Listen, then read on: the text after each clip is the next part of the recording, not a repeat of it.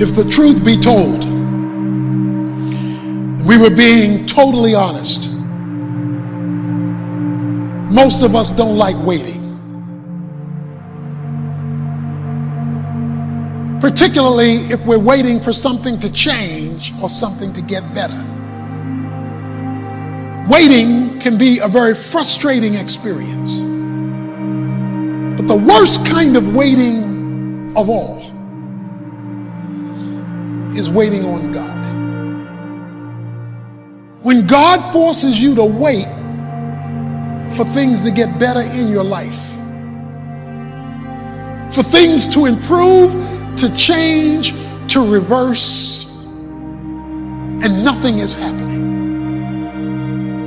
And yet, over and over again in the Bible, we're told to wait on the Lord.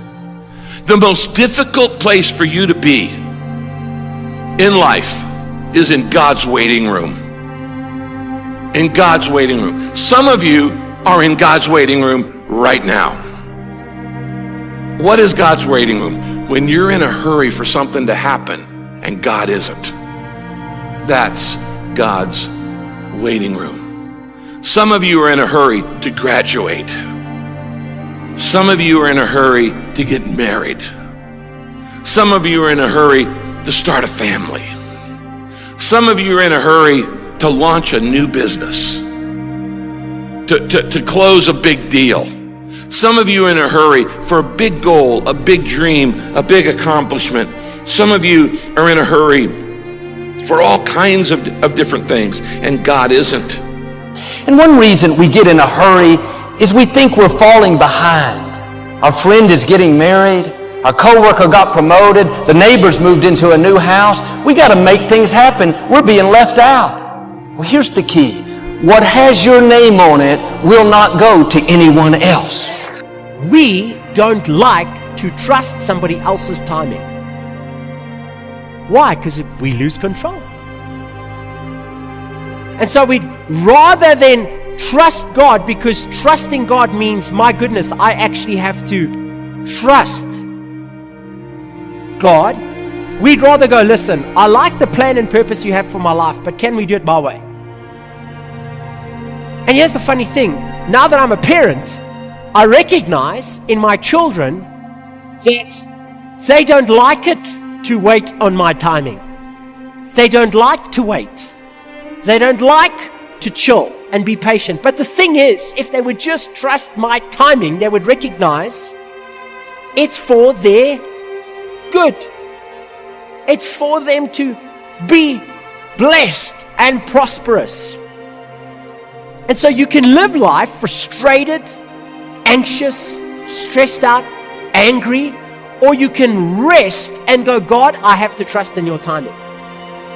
Another thing you have to learn in life is that a delay is not a denial. There's a big difference between no and not yet. Now, immature children don't know the difference. You tell a kid, not yet, they start crying and having a hissy fit because they think it means no. They don't understand a delay is not a denial. We all have things that we're waiting for, problem to turn around. When it's taking longer than we thought, it's easy to get discouraged, to become impatient. But sometimes it's not happening because we're not prepared for what God has prepared. You need more time to grow, to develop, to gain experience. Patience is developed in the wait room. Before you see what God promised, God will send you to the wait room.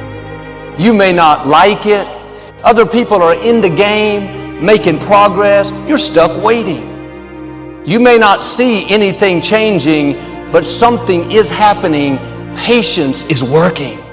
You're growing, developing, getting you prepared so you can sustain what God has coming. Don't get discouraged because it's not happening as fast as you would like. When He knows you're ready, what you give birth to is going to be much bigger than you've imagined. Maybe you've been praying, being your best, but you don't see anything changing. Have a new perspective. You're in the wait room. You're not falling behind. God has you right where He wants you. Now do your part and wait with a good attitude. Thank you that what you promised is on the way. If you will wait with the right attitude, after patience has done its work, you're going to see promises come to pass. Don't allow a moment of agony to make you draw a conclusion about life prematurely. Because if you just keep on walking with God, God has a way of making everything all right. But He warns us that the steps of a good man are ordered by the Lord. Now, the term steps implies process. Means it's going to take a while. Because a blessing given too soon is not a blessing at all. I can give my son the car keys now, but had I given it to him when he was 5, it would not have been a blessing at all. He can't handle it. So would I be a good father if I gave him a good thing too soon? Sometimes my goodness is proven by my ability to say not yet. You see, while you're working on your project, your goal, your dream, your vision, God's working on you. And God's much more interested in you than in what you're trying to accomplish. Because you're not taking your accomplishments to heaven, but you are taking your character. And sometimes God says, yeah, I intend to give you what I've promised you. I intend to answer that prayer. I intend to fulfill the vision, but you're not ready yet. I want you to grow, and when you're ready, then it's going to happen. And I'll admit, I don't like to wait. I like to make progress. I like to get things done. But I've learned some things take time. So much is developed in the process. When you're doing the right thing, but nothing's changing, remember, something is happening. You're growing. You may not like it, but you can't bypass the process. David said, God, my times are in your hands. I not only trust your ways, but I trust your timing. When I'm ready, when I can handle it, you will take me to new levels of my destiny. Something may have your name on it. You know God has put it in your heart. But if it happens too soon, the blessing will become a burden. Sometimes God proves His love to us by what He's not letting us have. We just have to spend more time in the weight room, growing, learning to trust God, learning to keep a good attitude when things aren't going our way. The sooner we pass these tests, the sooner God will release what belongs to us.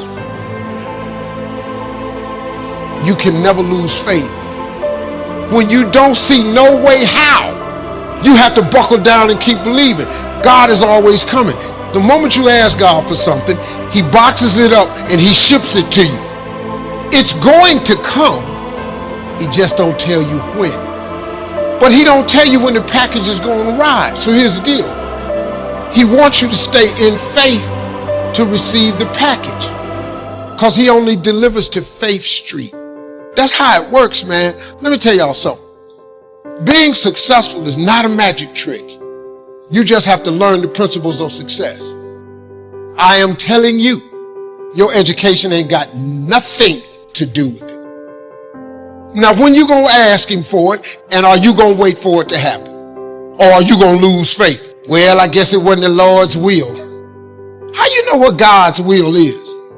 It all happens at an appointed time, but you have to stay in faith for the appointed time to happen for you.